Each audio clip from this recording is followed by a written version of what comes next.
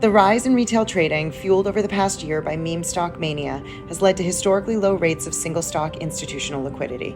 Retail trading is typically segmented and concentrated at wholesale market makers, making it largely inaccessible to institutions.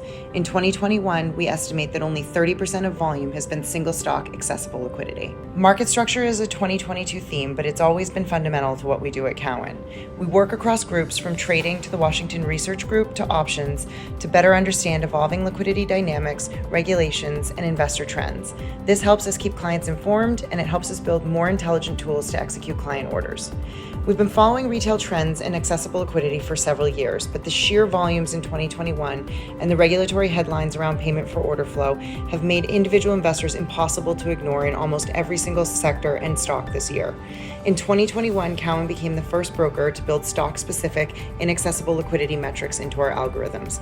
We now offer clients the option to haircut to trading to account for retail activity. This was born out of clients' frustrations that volumes no longer seem to have any correlation to liquidity. We don't expect an overhaul to retail order handling in the coming years. Inaccessible liquidity will continue to be a large challenge for institutional investors.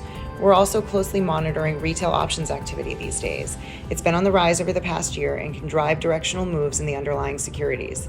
Finally, we're concerned about the level of mistrust in the markets among retail investors.